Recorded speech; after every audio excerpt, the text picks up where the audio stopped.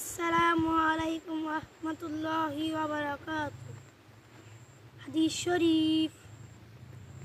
হযরত মুহাম্মদ সাল্লাল্লাহু আলাইহি ওয়াসাল্লাম যা বলিয়াছেন বা নিজে সাহাবীদের কিরামদের করতে দেখিয়ে নিষেধ করেন নাই, তাই হাদিস। 1 নম্বর হাদিস শরীফ, আকলিস দীনাকা ইয়াকফিকাল আমালুল কলিল।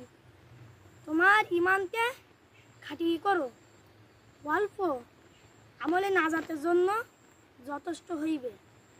2 নম্বর হাদিস শরীফ, খায়রুকুম মান তাআল্লামাল কুরআনা ওয়া আল্লামা। হাদিস শরীফের অর্থ, তোমাদের মধ্যে সর্বোত্তম ওই ব্যক্তি যে কোরআন মাজিদ শিক্ষা করে এবং অপরকে শিক্ষা দেয়।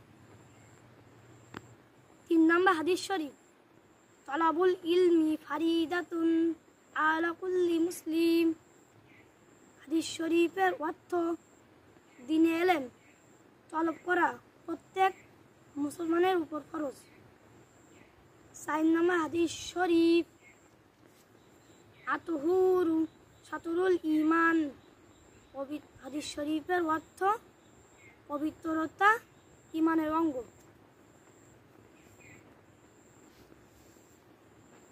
পবিত্রতা ঈমানের অঙ্গ। তারপরে জান্নাতিস সালাহ। আসলে হাদিস শরীফ, মিফতাহুল জান্নাতিস সালাহ। হাদিস শরীফের অর্থ, নামাজ বেহেশতের চাবি। এইছে তারপর আর নেই তো। সালাম দে। এই মুইছো মুক্তা না কানাই হাদিস শরীফ শেষ হলো। হইছে সালাম দে লাভিছে আইছো এবারে তুই বাদন পড়তারিস। ভালোই।